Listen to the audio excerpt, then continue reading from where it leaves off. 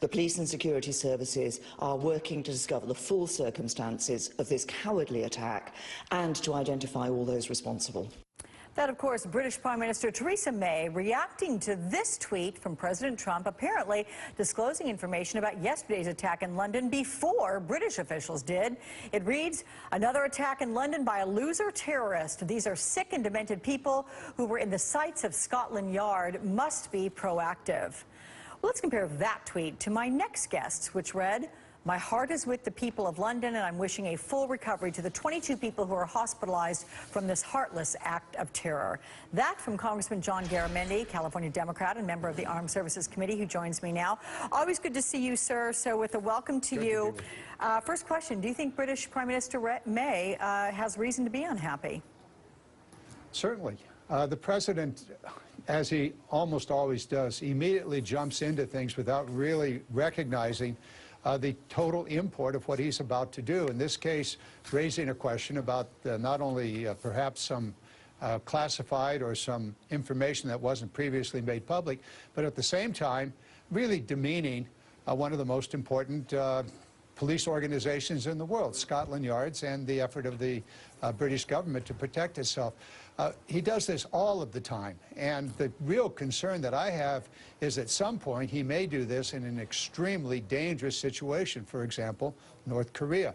So it takes a president ought to be thoughtful, ought to be taking a little bit of time, thinking through things, understanding the total import of what his words or his tweets might mean. Yeah.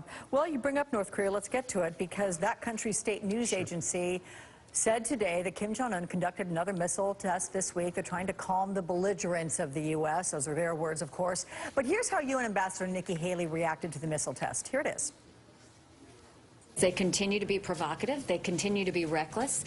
And at that point, you know, there's not a whole lot the Security Council is going to be able to do from here when you've cut 90% of the trade and 30% of the oil. So having said that, I have no problem kicking it to General Mattis, because I think he has plenty of options. What do you think about non-diplomatic options in dealing with North Korea?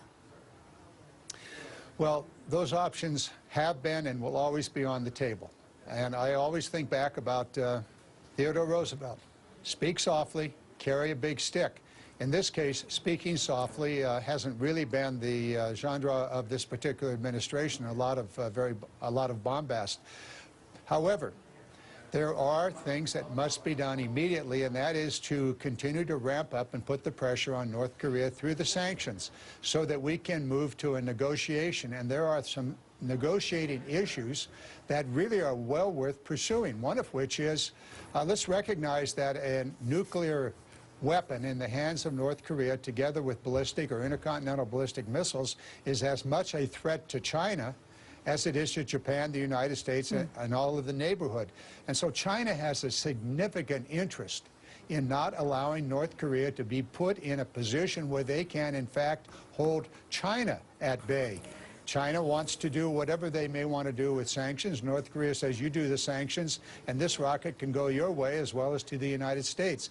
So China has to engage in this. We cannot continue to demean China with tweets and other kind of harsh language, but rather work closely with them and ramp up the sanctions, get to the negotiations, and beyond that, let's recognize that there are two countries on the Korean Peninsula, and have been for some 60 years and more. So why don't we get to a peace treaty? Why don't we move to a peace treaty, recognizing that North Korea is not going to take over South Korea, and vice versa, South Korea take over the North, recognize two countries, and in that process demilitarize or denuclearize that entire region. Well, that would mean that all parties have to come to the table with, you know, the idea of whatever you need to get to in terms of compromise to get there. But you're on the Armed Services Committee. I'm curious, when you talk with your Republican colleagues, what do they say about military options in North Korea to use to deal with North Korea? Are they in favor of that? I think everyone on the Armed Services Committee, through multiple hearings, is well aware of the extraordinary cost of a war on the Korean Peninsula, and also the limited military options that exist. We know that 40 miles or less from Seoul, South Korea, where millions upon millions of people live, are thousands of rockets and artillery that can rain death and destruction on Seoul, South Korea. Literally, Seoul, South Korea is a hostage to North Korea at the moment. We also know that the nuclear facilities are buried deep underground, very, very difficult to get to those with any kind of military action. And so there are limited options. But nonetheless, we recognize, as I am sure North Korea recognizes, that if it comes to war, North Korea will be a big loser. They will lose virtually everything, including the regime.